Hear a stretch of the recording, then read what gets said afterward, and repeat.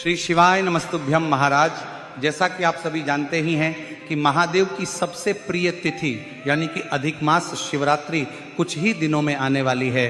और महाराज आज हम जानेंगे कि इस दिन जो पार्थिव शिवलिंग का पूजन किया जाता है उसमें आपको कौन कौन सी सामग्रियां लगने वाली हैं, साथ ही पूजन आपको किस दिन और किस समय करना है इस बारे में भी आज हम जानेंगे। तो देखिए महाराज, जो अधिक मास शिवरात्रि होती है ये 3 सालों में केवल एक ही बार आती हैं, तो इसीलिए सभी भक्तों को अपने घर पार्थिव शिवलिंग बना करके उसका पूजन जरूर ही करना चाहिए।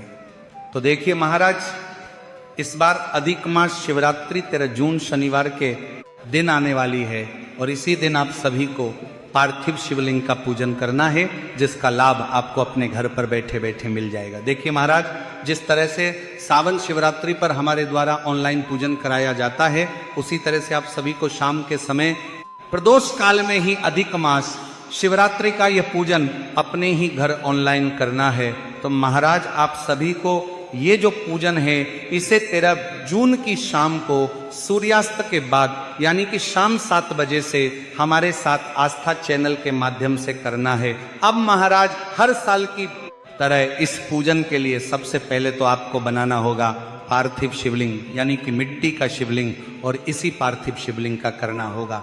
आपको सभी को अच्छे से पूजन देखिए महाराज, जिस तरह से हमारे द्वारा प्रत्येक वर्ष सावन शिवरात्रि पर ऑनलाइन पूजन कराया जाता है, उसी तरह से इस वर्ष अधिक मास शिवरात्रि पर भी ऑनलाइन पूजन कराया जाएगा। पिछले साल हमने जो सावन शिवरात्रि पर जो ऑनलाइन पूजन किया था इसमें हमसे बहुत अधिक गलतियां हुई थी। आधी से अधिक पूजन सामग्रियों की जानकारी हमें सही से नहीं मिल पाई थी। तो इसीलिए इस वीडियो में हम आपको एक एक सामग्री को अच्छे से बताएंगे, जिसे आपको अच्छे से नोट करते जाना है कि आपको कौन सी सामग्री कितनी मात्रा में लेनी है, यानी कि कमल गट्टे कितने लेने हैं, बेलपत्र कितने लेने हैं, और इसके अलावा सभी जो सामग्रियां हैं वो हमें कितनी कितनी संख्या में लेनी है। तो इन सभी सामग्रियों की जानकारी हम अच्छे से इस वीडियो के माध्यम से आपको देने वाले हैं।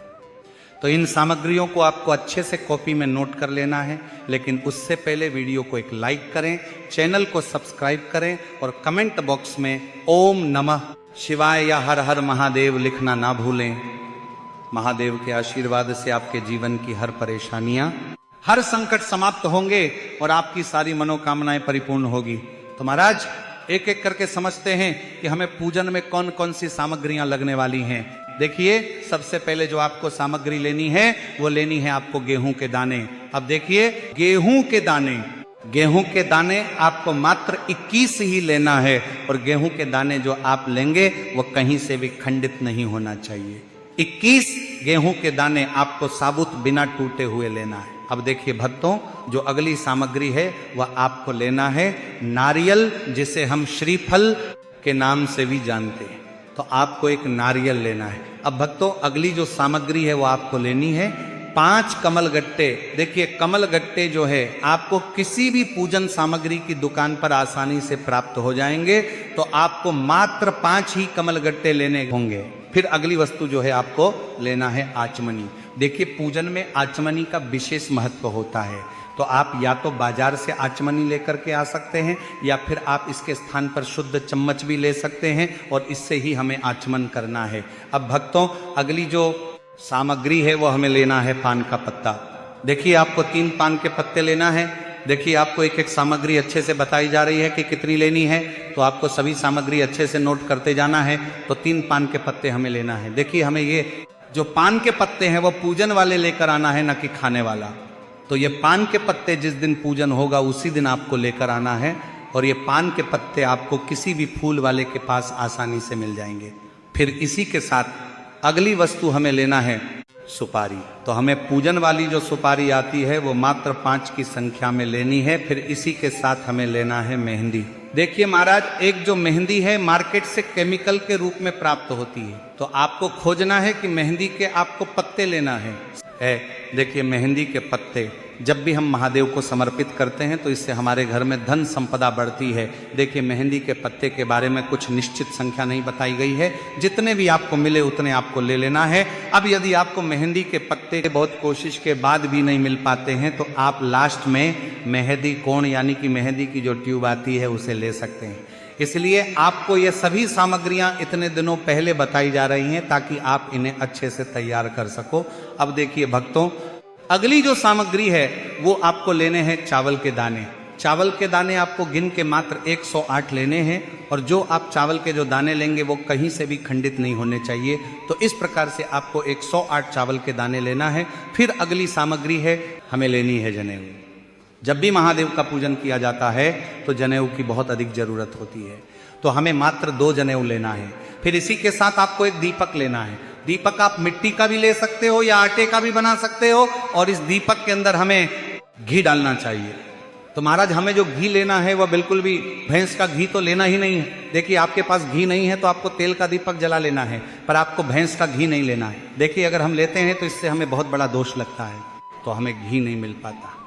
तो हमें तेल का दीपक ही जला लेना है, नहीं तो हमें गाय का घी कहीं से भी प्राप्त करना है और इसमें प्रयोग करना है। फिर इसी के साथ हमें लेने होंगे कपूर के टुकड़े। कपूर का आपको मात्र एक टुकड़ा ही लेना है, केवल आपको इसका प्रयोग आरती के लिए ही करना है। तो आपको 1 या फिर 2 टुकड़े ही कपूर के लेने होंगे। फिर इसी के साथ हमें लेना होगा कलावा। अब देखिए, कलावा जो हम अपने हाथ में रक्षा सूत्र के रूप में बांधते हैं, वही हमें कलावा लेना है। देखिए, पिछली बार हमें पूजन में कलावे की बहुत अधिक जरूरत पड़ी थी, तो हमें छोटे छोटे टुकड़े करके अधिक मात्रा में यह कलवा ले लेना है। इसी के साथ हमें लेना है धूप बत्ती। अगर हमें धूप बत्ती नहीं मिल पाती है तो हमें अगरबत्ती का प्रयोग कर लेना है। इसी के साथ हमें अगली वस्तु लेनी है इत्र, जो है विशेषकर पूजन सामग्री में जो प्रयोग किया जाता है वही इत्र हमें लेना है। फिर अगली जो सामग्री आपको लेना है चंदन। देखिए, चंदन आप लाल भी ले सकते हो और पीला भी ले सकते हैं। फिर इसी के साथ हमें अगली सामग्री लेनी है जो महादेव को सबसे अधिक प्रिय होती है, जो कि है बेलपत्र। इससे प्रिय महादेव को कुछ भी नहीं है, तो आपको मात्र 7 बेलपत्र लेने होंगे, जो कि कहीं से भी टूटे हुए या खंडित नहीं होने चाहिए। अब अगली जो सामग्री है वह हमें लेनी है शमी पत्र। देखिए, शमी पत्र जो है वह भी आपको लेना है, मात्र 7 यानी कि 7 शमी पत्र आपको लेना है। अब देखिए, इसी के साथ हमें अगली वस्तु जो लेनी है वह लेनी है धतूरा। देखिए महाराज, धतूरा जो है ये महादेव को बहुत अधिक प्रिय होता है। हमारे जीवन के जितने भी कांटे हैं उन्हें दूर करने के लिए ही महादेव को धतूरा समर्पित किया जाता है। तो देखिए, आपको 2 या फिर 3 धतूरे ही लेने हैं। फिर इसी के साथ हमें आवश्यकता होगी बहुत ही सुगंधित फूल यानी कि गुलाब के फूल की। देखिए, जिन लोगों को भी गुलाब का फूल अगर आसानी से प्राप्त हो जाता है तो उन्हें 5, 7, 11 या 21 इन संख्या में आपको ये ले लेने। अगर गुलाब के फूल आपको प्राप्त नहीं हो पाते हैं तो आपको एक गुलाब का फूल लेना है और इसकी 5 या 7 या 11 या 21 की संख्या में ये पंखुड़ियां ही ले लेनी। तब जब आपको अधिक मात्रा में गुलाब नहीं मिल पाते हैं तब फिर इसी के साथ आपको सफ़ेद फूल लेना है। सफ़ेद फूल आपको बहुत अधिक मात्रा में लेना है, लेकिन सफ़ेद फूल को लेते समय गलती नहीं करना है जो कि बहुत से लोग करते हैं। देखिए, जो फूल आपको सामने दिखाया जा रहा है, लेकिन इसे आपको शिवलिंग पर नहीं चढ़ाना है, क्योंकि इसे चढ़ाने से 1000 गौ हत्याओं के बराबर पाप लगता है। और ये जो फूल है उसे हम कहते हैं केतकी का फूल, जिसे बहुत सारी जगह पर चंपा के फूल के नाम से भी जाना जाता है। तो आपको गलती से भी यह फूल नहीं लेना है। तो आपको अन्य किसी भी प्रकार का सफ़ेद फूल ले लेना है, लेकिन आपको केतकी का फूल नहीं लेना है, इस बात का ध्यान रखें। अब देखिए, इसी के साथ आपको दूध लेना होगा, शक्कर लेनी होगी, घी लेना होगा, शहद लेना होगा और थोड़ा सा आपको दही भी लेना होगा। अब घी जो है आपको गौ माता का ही लेना है, अन्य घी आपको नहीं लेना है। अब देखिए, अगली जो वस्तु है वह हमें लेनी है काले तिल। काले तिल हमें मात्र 1 से 2 चम्मच ले लेने हैं, यानी कि 1 से 2 चुटकी आपको काले तिल ले लेने हैं। फिर इसी के साथ हमें काली मिर्च लेना है। काली मिर्च हमें गिन करके लेना है, तो 21 हमें काली मिर्च लेनी है, जो कि साबुत लेनी है, खंडित नहीं होनी चाहिए। इसी के साथ आपको अगली जो वस्तु है वो आपको लेना है फल। आपको मात्र 2 प्रकार के ही लेना है। आप किसी भी प्रकार के फल ले सकते हैं, फिर इसी के साथ आपको मिठाई ले लेनी है। मिठाई आपको किसी भी प्रकार की ले लेनी है। देखिए, मिठाई आप सस्ती भी ले सकते हैं और महंगी वाली भी ले सकते हैं। आपके परिवार के अनुरूप किसी भी प्रकार की मिठाई आप ले सकते हैं, क्योंकि महादेव ये नहीं देखते हैं कि ये महंगी मिठाई है या फिर सस्ती मिठाई है, वह तो आपकी पूजन का केवल भाव देखते हैं। तो देखिए भक्तों, जो भी सामग्री आपके इस अधिक मास शिवरात्रि के पूजन लगने वाली है, ये थी वो सामग्रियां। इसके बाद भी अगर किसी भी प्रकार की अन्य वस्तु आती है तो हम आपको जानकारी दे देंगे। अभी जो भी सामग्री हमने आपको बताई है, उन सभी सामग्री को अच्छे से कॉपी में नोट कर लेना है और इन सभी सामग्री को एकत्र कर लेना है। देखिए, इस बार की पूजन को हमें बहुत ही अच्छे से करना है, क्योंकि ये पूजन 3 साल में एक ही बार किया जाता है, और अगर ये मौका आप चूक गए तो आपको फिर अगले 3 साल तक मौका नहीं मिलेगा।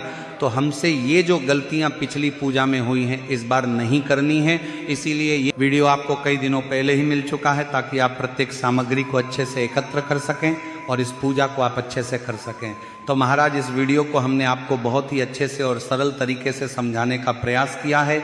यदि आपको वीडियो पसंद आई हो तो वीडियो को लाइक करें, और अगर आप चैनल पर नए हैं तो हमारे चैनल को सब्सक्राइब जरूर करें, ताकि आने वाली हर वीडियो आपको प्राप्त हो सके। धन्यवाद।